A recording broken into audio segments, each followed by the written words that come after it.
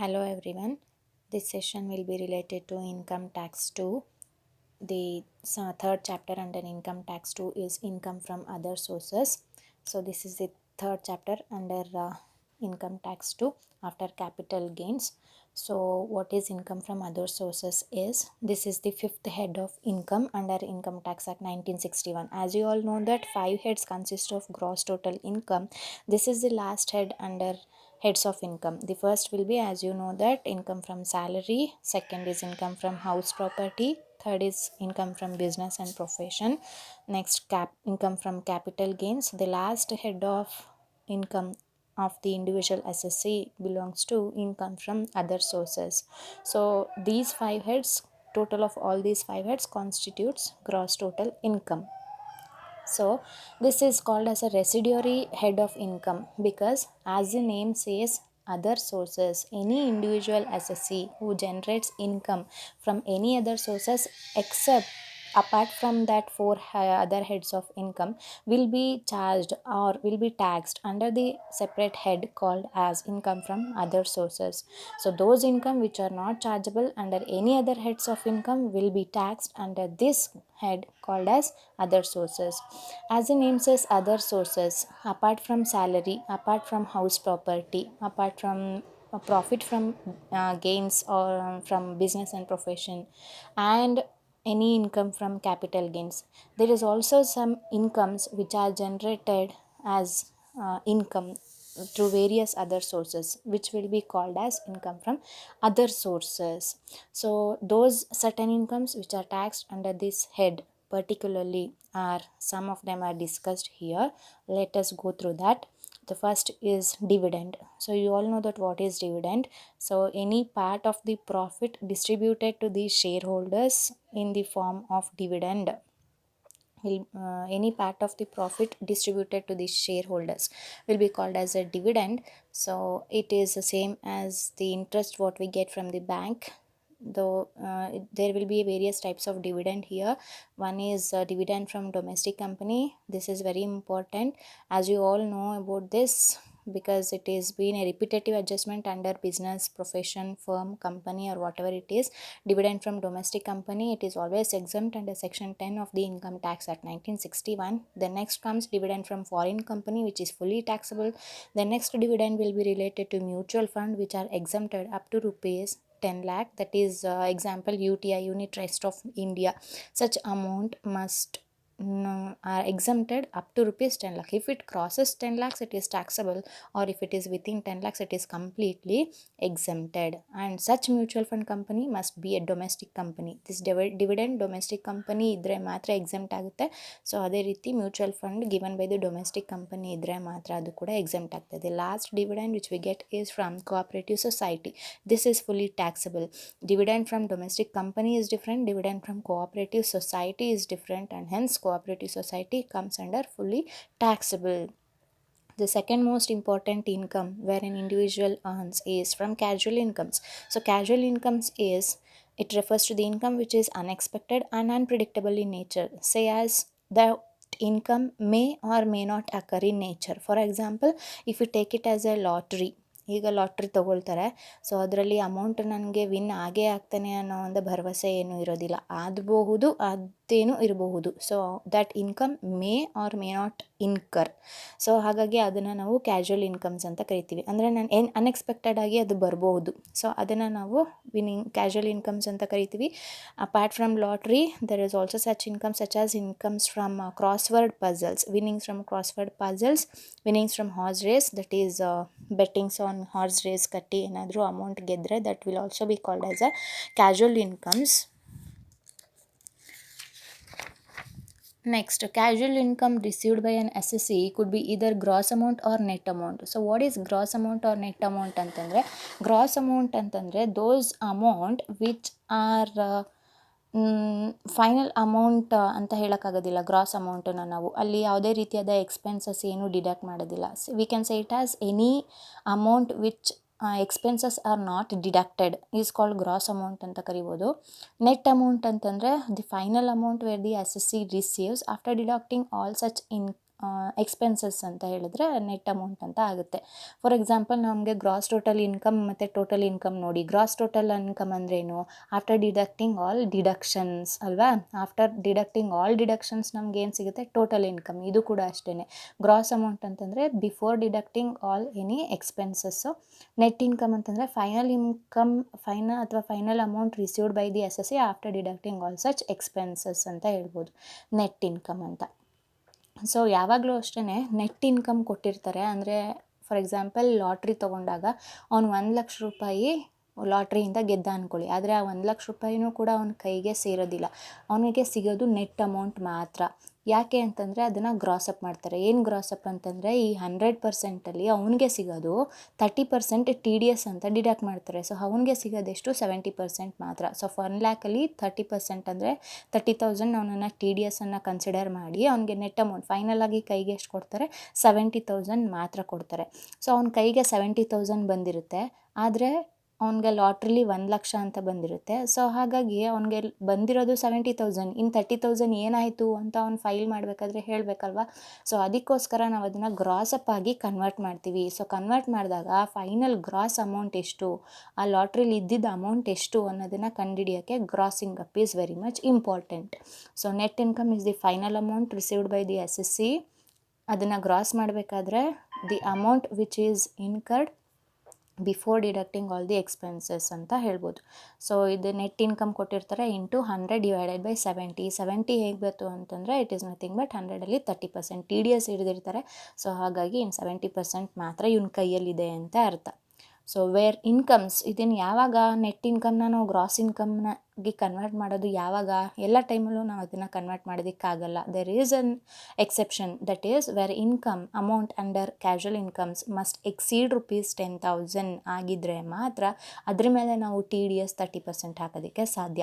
10,000 exceed ಆದರೆ T D S ಹಿಡಿತಾರೆ. Within 10,000 ಇದ್ದರೆ ಕಂಪ್ಲೀಟ್ ಅಮೌಂಟ್ ಅವನ ಕೈಗೆ ಎಸ್ ಎಸ್ ಸಿ ಕೈಗೆ ಆ ಅಮೌಂಟನ್ನು ಕೊಡ್ತಾರೆ. So this is important and which I've already taught in T D S.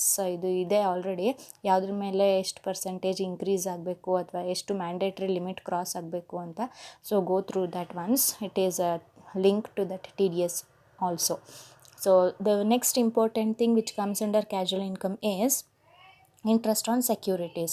There are two types of securities here. One is government securities, one is non-government securities, or it is also called as a commercial securities. Government securities ಅಲ್ಲಿ exempted securities ಬರುತ್ತೆ, taxable securities ಅಂತಲೂ ಬರುತ್ತೆ. So exempted as the name says, ಅವರೇ exempted ಅಂತಿರೋದ್ರಿಂದ we need not to calculate anything, ಅದು ಕೂಡ exemptೇ ಆಗುತ್ತೆ. Next taxable securities ಮೇಲೆ no T D S, no grossing up. ಯಾಕೆ? ಗವರ್ನಮೆಂಟ್ ಸೆಕ್ಯೂರಿಟೀಸ್ ಮೇಲೆ ನಾವು ಟಿ ಡಿ ಎಸ್ನ ಅಪ್ಲಿಕೇಬಲ್ ಮಾಡೋ ಹಾಗಿಲ್ಲ.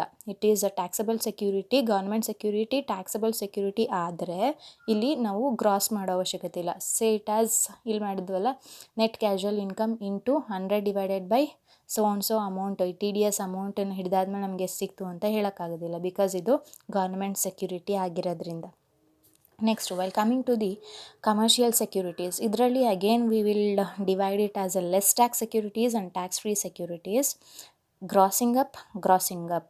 See here, under government securities no TDS is given, therefore no grossing up. ಯಾವುದೇ ಕಾರಣಕ್ಕೂ ನಾವು ಫಾರ್ಮುಲಾ ಅಪ್ಲೈ ಮಾಡಿ ಗ್ರಾಸ್ ಅಪ್ ಮಾಡೋದಕ್ಕೆ ಸಾಧ್ಯ ಇಲ್ಲ for interest on securities. For commercial securities ಯಾವುದೇ ರೀತಿಯಾದ ಸೆಕ್ಯೂರಿಟೀಸ್ ಆಗಿರ್ಬೋದು, whether it is a less tax, whether it is a tax free, grossing up is very much important. ಇಲ್ಲಿ ಎಕ್ಸಮ್ಟೆಡ್ ಸೆಕ್ಯೂರಿಟೀಸ್ ಅಂತಂದರೆ tax free securities ಅಂತಲೂ ಕರಿತೀವಿ ನಾವು exempted ಸೆಕ್ಯೂರಿಟೀಸನ್ನು. So any tax free securities of government securities ಅದು exempt ಆಗುತ್ತೆ. But any tax free securities under commercial securities ಬಂದಾಗ ನಾವು ಅದನ್ನು ಗ್ರಾಸ್ ಅಪ್ ಮಾಡಲೇಬೇಕು.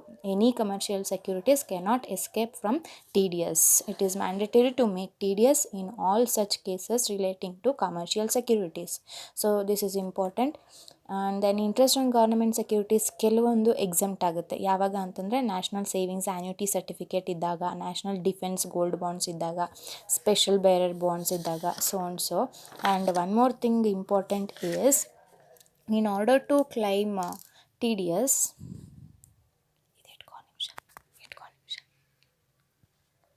So in order to claim TDS,